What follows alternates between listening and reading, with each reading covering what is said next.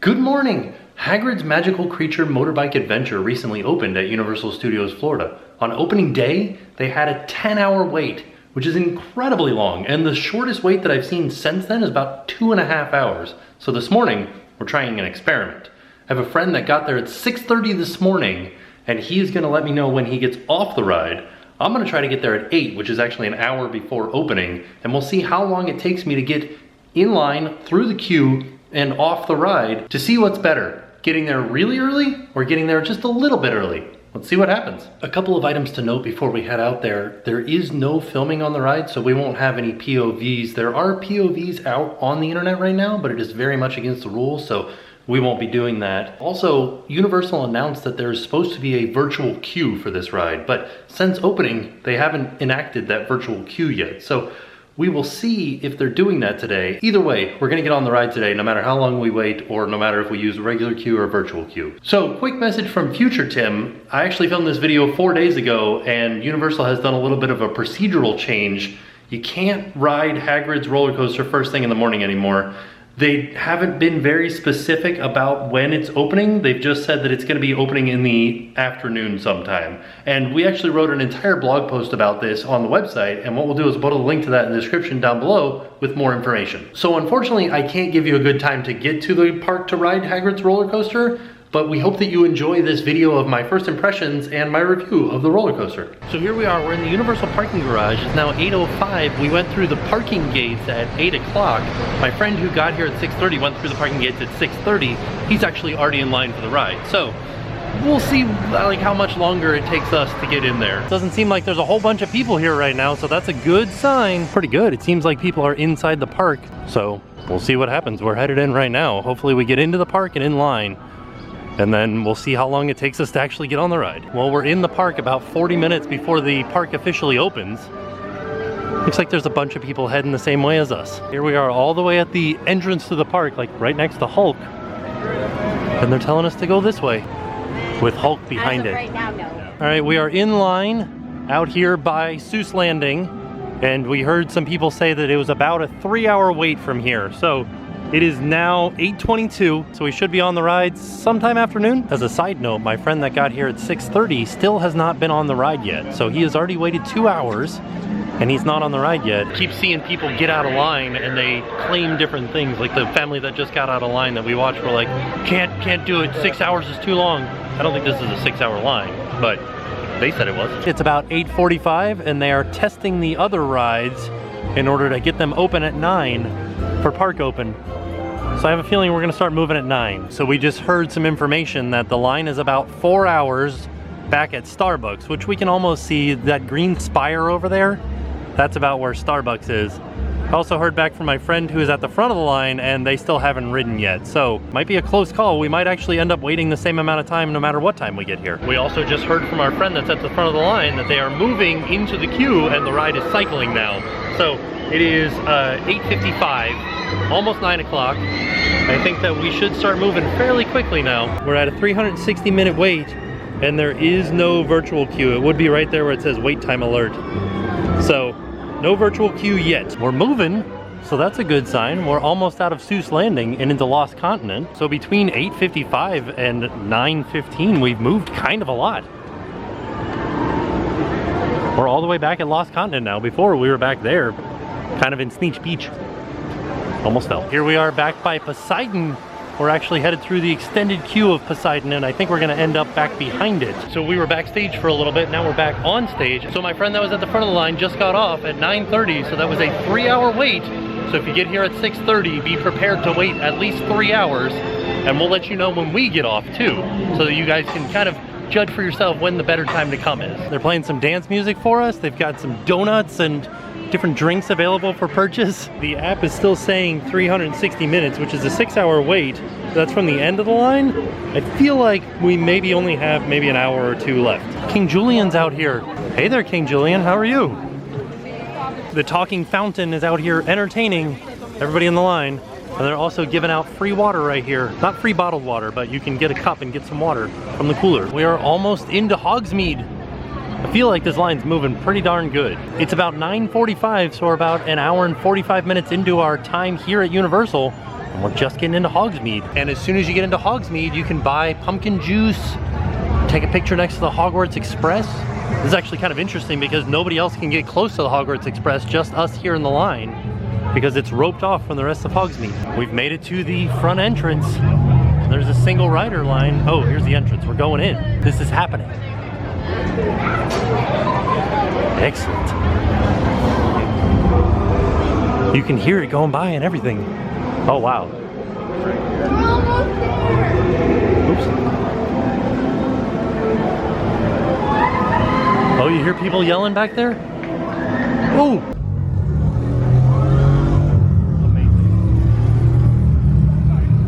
This is very exciting to be back here. Definitely running less trains today than they were during testing when we were out here waiting for a soft opening. So we're moving pretty quick now. Like before, it was 9:45, it's now like 9:47, and we're in the queue and we're making our way up to the ride. Here's an overview of everything. You can see some of the trains going by. Wow, there is so much kinetic movement here.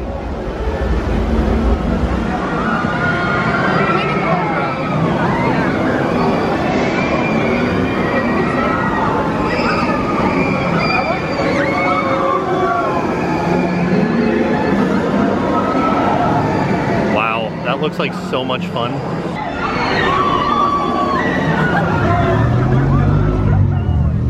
There is so much track here.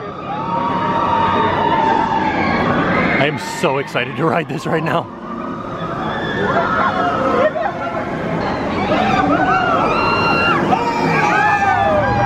That's that scene in Hagrid's hut. You can see all the smoke coming out of it. And what we heard, the explosion happened when we were here trying for soft opening.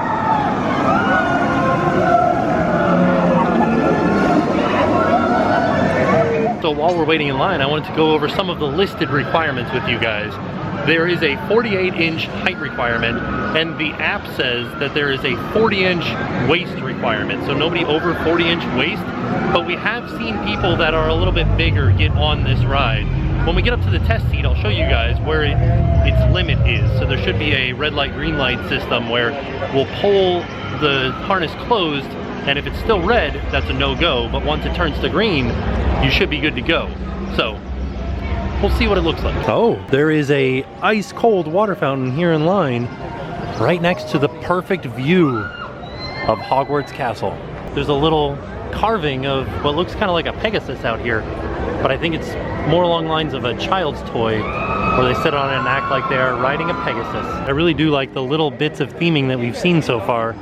This little log kind of looks like a lizard, doesn't it? Quite a few restrictions on this sign here. I think the most interesting one is that prosthetic limbs should be secured to prevent hazards or loss due to ride forces. As we're waiting in line here, I did want to point out some of these new trees because they did plant over 1,100 new trees just for this attraction alone. It looks like it just went down for a minute, so hopefully it'll be back up. Slight delay in today's lesson.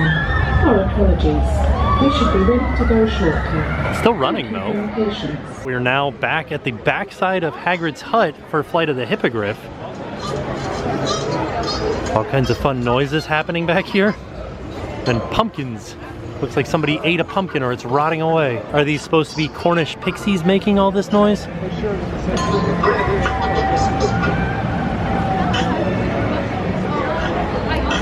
Or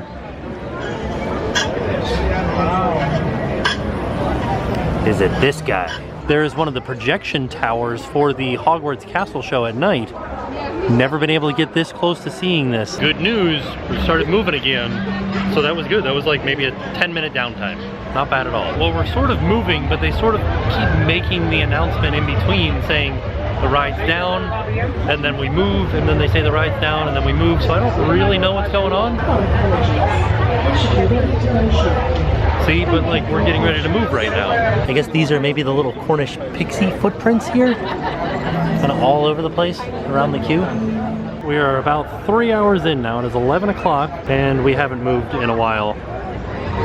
So, but I can hear the trains running, so hopefully it'll start moving soon. Some more pumpkin theming. Also, I believe that this is a real garden. Are those real? No, they're not real. Dang. Thought maybe those were real bean plants. We've stopped again, but I think we're gonna start moving at a pretty good pace because I can still hear trains going by with people on them, so the ride is back up. That's pretty darn frightening looking. We're going inside now, getting into the air conditioning. Oh, there's a little nod to Dueling Dragons here with a blue dragon and a sign that says Dueling Club. Stay together now. Hagrid, some of you are dying to go and explore on your own. I would advise against that if you want to keep your remaining limbs.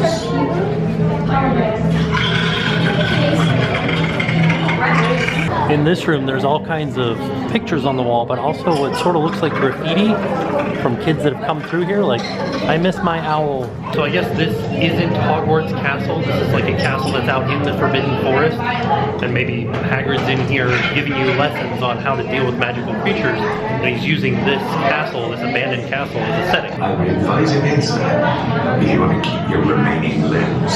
Nothing official on that story. I'm just kind of guessing that's what it is based on little things that I've read on the Universal website and in the Universal app.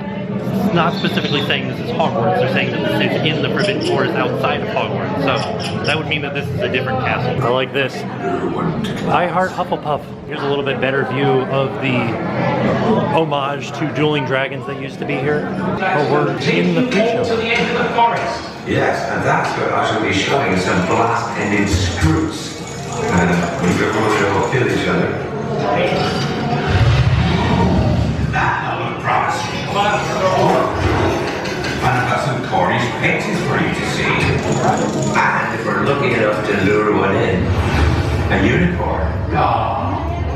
Well, I think it's time to give this idea a go. Stand back. Well, that's just marvelous, Arthur. Not bad. I think we will. Right. Arthur's been doing a bit of tinkering with the bike. Making some improvements, you might say. Let's do that for a literally. Careful, Hagrid. Your dragonfly is for emergency flow. Merlin, begin. Let's get them back to their cage, come on. My ones.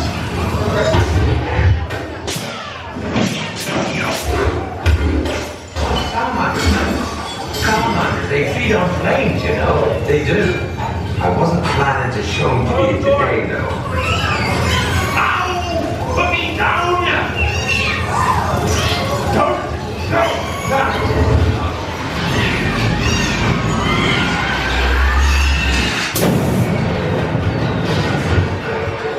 Oh, blimey, you've done it, Arthur. That dragonfire could not have been smoother. Well, for apart from me, yeah. Yes, well, that's not quite how that's supposed to work. Everyone all right? Let's leave this to me. I'm on empty. Oh, fine. No. We'll move it downstairs.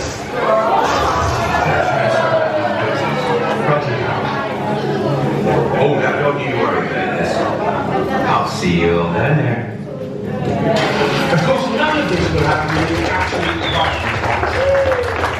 Can you take down the stables? Mike is able to duplicate the bikes down there, your room. Then, you can ride them. That's better.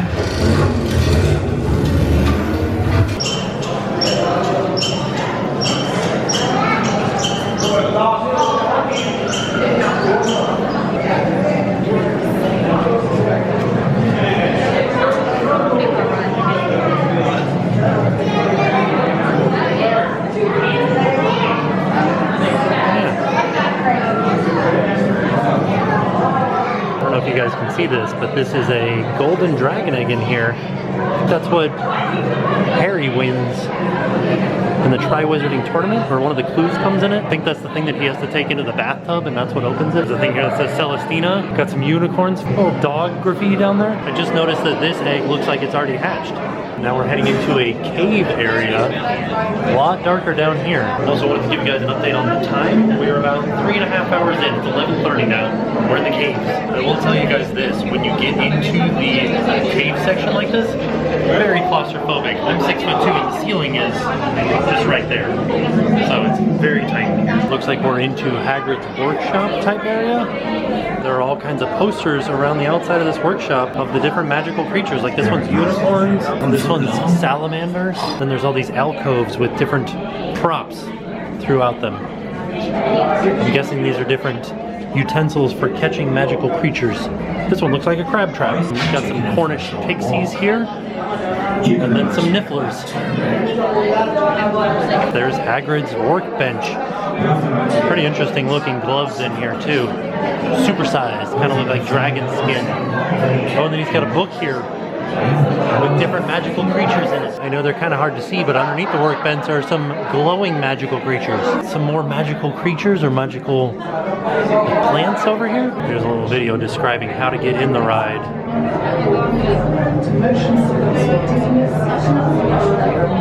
It's all a moving platform too. So it's constantly loading queue.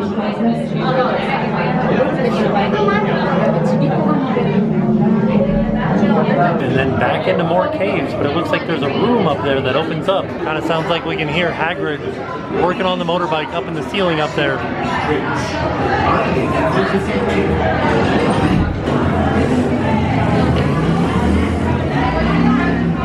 Something good work.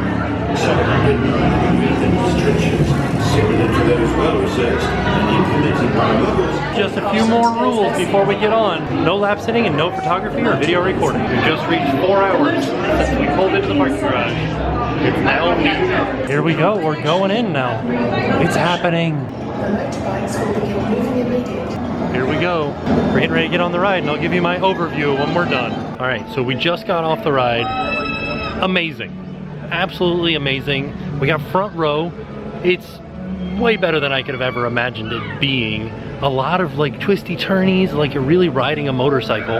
I was on the motorbike, plenty of room. The person next to me was in a sidecar, lots of room there too. I don't think it's running right now though, which is kind of sad. So 7 launches, 50 miles an hour, lots of animatronics, a drop track, a switch track, you like go up a hill and then it just stops and you just roll backwards and that's where the switch track is. So many different elements to this ride. I understand like it is having a hard time right now because there are so many different elements, but I want to ride it again right now. It was so much fun. I don't think you can pick front row, but front row is the absolute best spot to ride on this roller coaster because you are out in front, nothing in front of you, really feels like you're flying on a motorcycle.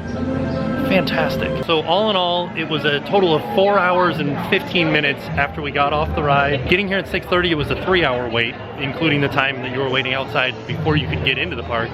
Me getting here at 8, it was a total of 4-hour wait. I mean, that is a full hour difference. Here is the test seat, and let's see, when I move it back until it turns green. Okay, so that's kind of a skinny spot here, but I think the biggest issue is this area right here, like being surrounded by this. Let's see what it looks like for the actual bike part. Okay, that seems like a little bit more room because you don't have the full surround on you. So I don't know. It does seem like 40 inches, but it seems like it might be, you might be able to get in a little bit more space. Let's see if I can. This right here is green on me. I'm gonna let it out. That just turned red. So kind of a lot of space here. I'm a 34-inch waist. Just to give you guys an idea of how big of the area is here. Right now, it is a 240-minute wait. We just heard it start back up again. Sounds like people are on it. These are a lot of different restrictions for riding it. So nowhere on here does it say that 40-inch waist, but on the app it says the 40-inch waist thing. You can see right here, guests whose waistline is at least 40 inches or greater may not be accommodated on this ride and are strongly encouraged to try the test seat provided at the entrance to the attraction. So that's right here. There's where the test seat is, just underneath this umbrella, right outside the entrance. I also wanted to note that guests must transfer from their ECV. Before we leave, I did also want to point out that the line is fully inside the queue here inside of Hogsmeade. The wait right now is 240 minutes, so that's 4 hours. That's exactly what we waited getting here at 8 a.m. So, seems like 6:30 has the only advantage of 1 hour. On the way out, just past Fire Eaters, I did want to point out that the new bridge is now open between Lost Continent and Jurassic Park. This is that bridge that we saw them building that we could see from behind the 3 broomsticks. Can't really see anything other than the bridge itself because there's walls everywhere. So the whole way out of the park I was thinking about the ride and how people have been calling it the best ride at Universal Studios and the best ride in Orlando, and I kind of have to agree with them on that. Definitely the best ride in Universal Studios because of its re-rideability. Definitely has the ability to be ridden more than once. I know that some people get motion sickness on rides, and if you can ride Spider-Man, you can definitely ride Hagrid's. It does have a lot of back and forth motion, kind of like you're weaving in and out of trees, but it's not jarring. It's very smooth transitions between the turns. There is a 50-mile-an-hour launch, and there is a 17-foot drop where your train pulls in, stops, and then the entire train drops 17 feet, which is not that bad. Like, you know how when you're in a drop and you feel your stomach pull up into your chest? You don't feel that at all on this ride. You do feel kind of like a whoa, and that's it. I don't know, super fun. A lot of stuff to look at. There was sights, there was sounds, there was smells, there was G-forces.